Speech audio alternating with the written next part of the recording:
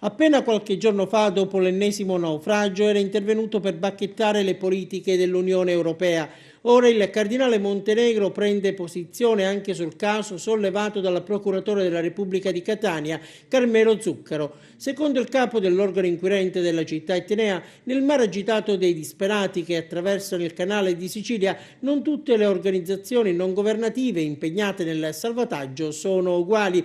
Ci sono quelle buone, ha detto, e quelle cattive. La sua è la procura più esposta nell'affaire migranti, per necessità prima ancora che per scelta. Lo fa da tempo, dal tragico affondamento del barcone Simbolo davanti Lampedusa il 3 ottobre del 2013 con 368 morti. Abbiamo evidenza che tra alcune ONG e i trafficanti di uomini che stanno in Libia ci sono contatti diretti, ha assicurato il procuratore. Non sappiamo ancora se e come utilizzare processualmente queste informazioni, ma siamo abbastanza certi di ciò che diciamo.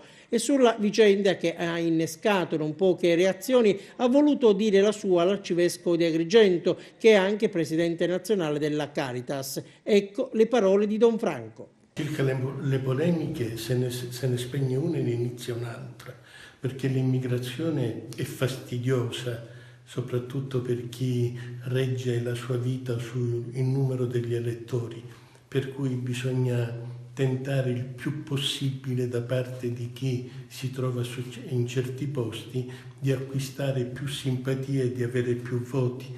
Questa delle ONG, ma giustamente, come diceva Perego, non si può sparare nel mucchio e dir tutto, perché se io dovessi dire tutti i politici sono disonesti, qualcuno verrebbe ad alzare il dito e dite: come fai a dire che anch'io lo sono? Ecco, non bisogna dire che tutte le ONG approfittano della situazione per arricchirsi. Se ce n'è qualcuno, si fanno le debite indagini, le debite ricerche, allora chi sfrutta questa situazione sarà penalizzato.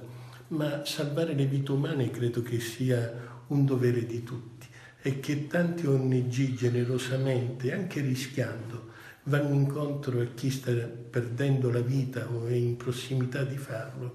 Ecco, credo che sia un atto senz'altro di grande rispetto e che vada sopportato anche da chi sta in terraferma e decide le sorti di tutti.